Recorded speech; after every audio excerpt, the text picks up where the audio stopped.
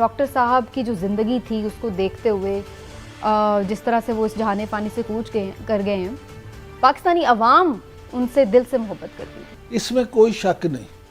آج جو ہے نا پوری قوم نہ صرف دکھی، بلکہ میں سمجھتا ہوں کہ اگر آپ دیکھیں کہ بڑے عرصے کے بعد ایک ایسا واقعہ ہوا ہے کہ جس پہ آپ کو یک جانبی قوم نظر آئی ہے، یہ قوم نظر آئی ہے، آج اس میں پھر وہ رمق نظر آئی ہے جو ایک قوم میں ہونی چاہیے، چاہے وہ دکھ کی گھڑی تھی یا جو بھی ہے، لیکن قوم پوری آج آپ دیکھیں اس بات پہ متفق تھی کہ یہ اتنا بڑا لاس ہے، اتنا بڑا نقصان ہے کہ جس کی تلافی واقعی ہی ناممکن ہے۔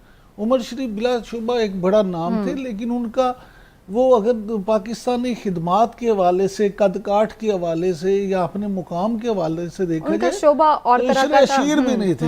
ڈاکٹر صاحب تو ماشاءاللہ محسن پاکستان سچے صحیح معنوں میں محسن پاکستان تھے۔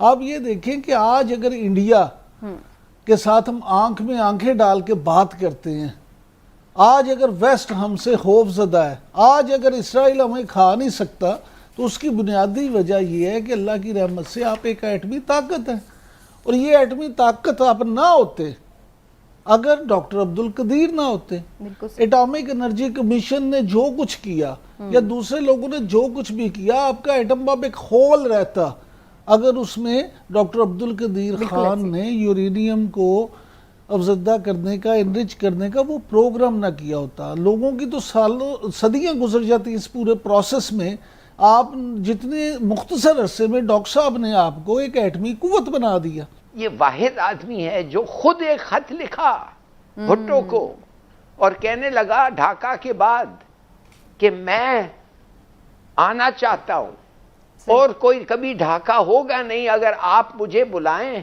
اور مجھے کرنے دیں وہ کام جس کا لیے میں پوری عمر ٹریننگ لیا ہوں، اور وہ ہے نیوکلیئر ویپنز بنانے میں، اور اس کے بارے میں مجھے پتا ہے، اور اگر پاکستان کے پاس نیوکلیئر ویپنز ہو جائے تو پھر ہم کبھی ایک اور ڈھاکہ کبھی ہو ہی نہیں سکتا ہے۔ صحیح۔ بھٹو نے ان کی بات مانی اور وہ ادھر آئے، اور پھر وہ کہتے ہیں نا the rest is history۔ مگر آپ کو میں یہ کہنا چاہتا ہوں کہ ان کا کنٹریبیوشن کیا تھا؟ بھائی انہوں نے 4 سال 5 سال 76 میں ان کا AQ لیبارٹری، 81 میں تو نام دیا گیا تھا، مگر 76 میں وہ AQ لیبارٹری شروع ہوا، اور 84 تک ہمارے پاس کولڈ ٹیسٹڈ نیوکلیئر ویپنز تھا۔ ان ادر ورڈز 8 سال میں ہم نے ایک قوم، ایک ملک جو ہمارے سے 8 گنا زیادہ بڑا ہے وہ طاقت ان ایوری سینس، اس کو فار ایور عمر بھر کے لیے ہم نے ان کو ہمارے لیول پہ نیوٹرلائز کر دیا، ان کا ایڈوانٹیج انکریڈیبل۔ اور اس آدمی نے خود والنٹیئر کیا تھا، خود لکھا تھا اور کہنے لگا کہ کرو۔ تو میں سمجھتا ہوں کہ یہ بہت بڑی بات ہے، اور اس میں ہلالی صاحب میں سمجھتا ہوں کہ اگر ہو سکے تو ان کو پوسٹیومسلی ایک نشان کیا کہتے ہیں، ہمارا ٹاپ ایوارڈ نشان حیدر، نشان امتیاز ملے۔ نشان امتیاز انہیں مل چکا ہے ہلالی صاحب، نشان امتیاز انہیں، ہاں جی، ہلال امتیاز بھی انہیں 2 دفعہ مل چکا ہے جی، تمغہ امتیاز بھی مل چکا ہے اور نشان امتیاز بھی انہیں مل چکا ہوا ہے۔ ابھی ہلالی صاحب جو ذکر کر رہے تھے نا انڈیا کا کہ صرف 76 سے 84 تک، تو ہلالی صاحب مجیب الرحمان شامی صاحب ایک واقعہ سناتے ہوتے ہیں کہ جب ضیاء الحق، جنرل ضیاء الحق انڈیا گئے، کرکٹ ڈپلومیسی یاد ہے نا آپ کو جب وہ معاملہ ہوا تھا، تو وہ گئے تو انہوں نے راجیو گاندھی کو یہی کہا، انڈیا جب بالکل جنگ کرنے کو تیار تھا تو انہوں نے راجیو گاندھی کے کان میں یہی بات کی تھی، انہوں نے کہا تھا کہ ہم اب ایٹمی طاقت بن چکے ہیں، اسی لیے وہ جو جنگ رکی تھی تو ضیاء الحق بڑے بالکل جی، اور مجیب الرحمان شامی صاحب دلایا سر، مجیب الرحمان شامی صاحب اس وقت وہاں ان کے ساتھ موجود تھے، مجیب الرحمان شامی صاحب انڈیا میں بھی اس وقت وہاں ساتھ موجود تھے، تو وہ یہ واقعہ سناتے ہیں۔ اور دوسری بات ہلالی صاحب یہ کہ ڈاکٹر صاحب جو ہیں ان کی زندگی تو بے شمار ہیں واقعہ، تو لیکن وہ ذوالفقار علی بھٹو اور جنرل ضیاء الحق دونوں کے بہت ایڈمائرر تھے، دونوں کی بڑی تعریف کرتے ہیں، اور خاص طور پہ وہ سمجھتے ہیں کہ ذوالفقار علی بھٹو وہ سمجھتے تھے اور کہتے تھے کہ ذوالفقار علی بھٹو اگر یہ پروگرام شروع نہ کرتے تو شاید پاکستان ایٹمی طاقت بن ہی نہ پاتا. جب سے پاکستان ایٹامک پاور بنا ہے اس کے بعد سے عمران صاحب ہم نے دیکھا ہے کہ انڈیا کو بھی اب پتا ہے کہ ہم نے کوئی چھیڑ چھاڑ نہیں کرنی ورنہ صورتحال جو ہے وہ الٹی بڑھ سکتی ہے. سمینا صرف انڈیا کو نہیں پوری دنیا کو پتا ہے, ویسٹ کو پتا ہے, سب کو پتا ہے. اس لیے چھیڑ چھاڑ, اس لیے جو چھیڑ چھاڑ ہے نا وہ صرف چھیڑ چھاڑ تک رہتی ہے. ڈاکٹر صاحب واحد آدمی ہے ڈاکٹر اے.کیو خان قائد اعظم کے بعد جن کے خلاف ویسٹ اب تک بھی کتابیں لکھ رہا ہے, اب انڈیا میں ان کے خلاف لکھا جا رہا ہے. ہم نے یہاں پہ کچھ جعلی جو تھے ہیرو قائم کرنے کی کوشش کی, کسی نے ان کی طرف دیکھنے کی بھی زحمت نہیں کی. ڈاکٹر صاحب اتنے بڑے آدمی ہیں کہ آپ یہ دیکھیں کہ یہ نیدرلینڈ کے بعد یہاں ڈاکٹر صاحب کام کرتے تھے, اس کے بعد یہ ہمارا سیکنڈ ملک تھا یہاں پہ یورینیم انریچمنٹ کا جو کام ہوا. انڈیا کا جو پلان تھا, انڈیا نے جس طریقے سے ایٹم بم بنایا وہی پلان تھا جو ہیروشیما اور ناگاساکی میں جس طریقے سے بنا تھا, وہ بہت پرانا طریقہ تھا.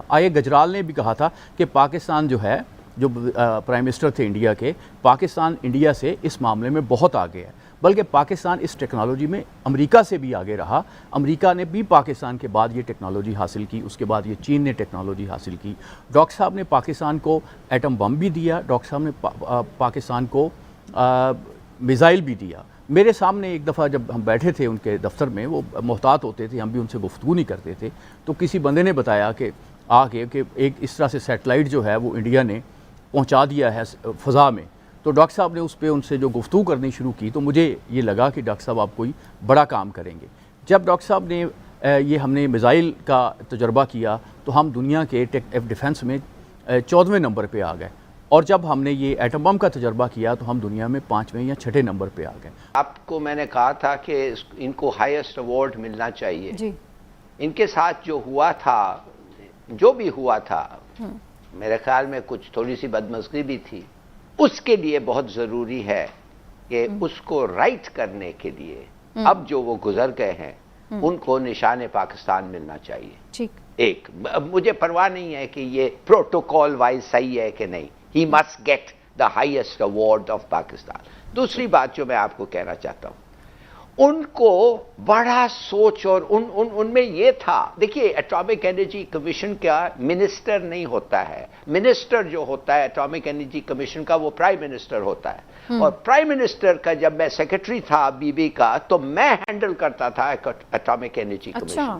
اب بہت سارے AU خان, قدیر خانز ہیں پاکستانی باہر.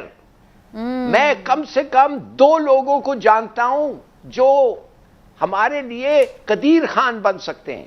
ٹھیک, ان کا موقع ملنا چاہیے اس ملک میں آنے کے لیے, ان کو ہمیں کانٹیکٹ کرنا چاہیے. دیکھیے یہ کافی نہیں ہے کہ آپ نے ایک ویپن بنا لیا اور ایک غوری اور 4-5 میسائل بنا لیے. آج کل نئے میسائل بن رہے ہیں, ہائپر میسائل بن رہے ہیں, اتنے تیز ہیں کہ faster than the speed of sound, near the speed of light.